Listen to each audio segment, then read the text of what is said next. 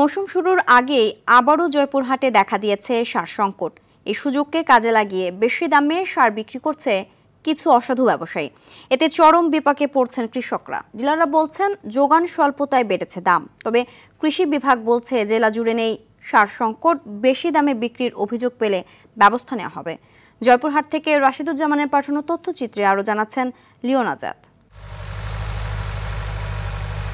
দেশের আলু উৎপাদনের অন্যতম জেলা জয়পুরহাট। প্রতি বছর প্রায় 10 লাখ মেট্রিক টন আলু উৎপাদন হয় এ জেলায়। এবছর আলু চাষের লক্ষ্যমাত্রা নির্ধারণ করা হয়েছে 39,000 হেক্টর জমিতে। তাই হাল চাষ, সার ছিটানো ও জমি প্রস্তুতিতে ব্যস্ত সময় পার করছেন কৃষকরা। তবে মৌসুমের শুরুতেই রাসায়নিক সারের সংকটে তাদের চাষাবাদে নেমে এসেছে বড় ধরনের অনিশ্চয়তা।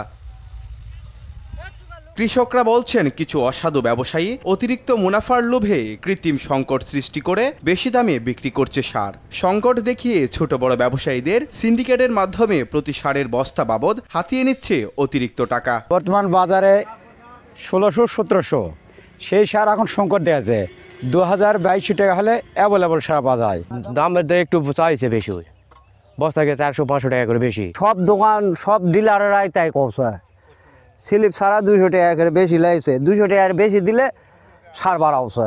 এখানে গুড়ানো দেখতেছি সার নাই, তাহলে আমাদের এখানে কৃষি কর্মকর্তারা এখানে কি করে? ডিলাররা বলছেন বরাদ্দকৃত সারের চেয়ে কৃষকের চাহিদা অনুযায়ী যোগান কম। আমাদের সারের চাহিদা বরাদ্দ কমের কারণে, কৃষকের চাহিদা বেশির কারণে আমরা কৃষকের মাঝে সার পর্যাপ্ত পরিমাণ দিতে পারতেছি না। কেউ 5 বস্তা চালে 3 বস্তা দিচ্ছি, 3 বস্তা চালে 2 বস্তা দিচ্ছি, এরকম ভাই আমরা দিচ্ছি। জেলায় সারের সংকট নেই জানিয়ে বেশি দামে সার বিক্রির অভিযোগ পেলে ব্যবস্থা নেওয়ার কথা জানান কৃষি বিভাগের এই কর্মকর্তা। বর্তমানে সারের কোনো সংকট নাই। ইউরিয়া, টিএসপি এবং পিটিএপি প্রত্যেকটি সারই আমাদের ডিলার পয়েন্টে পর্যাপ্ত মজুত রয়েছে। যদি কোনো কৃষক ভাই অভিযোগ করে যে তাদের কাছে দাম বেশি যাচ্ছে, এবং চাইলে আমাদের উপজেলায় যোগাযোগ করলে আমরা তাৎক্ষণিকভাবে প্রয়োজনীয় ব্যবস্থা গ্রহণ করব। সারের কাঙ্ক্ষিত চাহিদা মেটাতে বরাদ্দ বাড়ানোর দাবি কৃষকদের। লিওন আজাদ, RTV।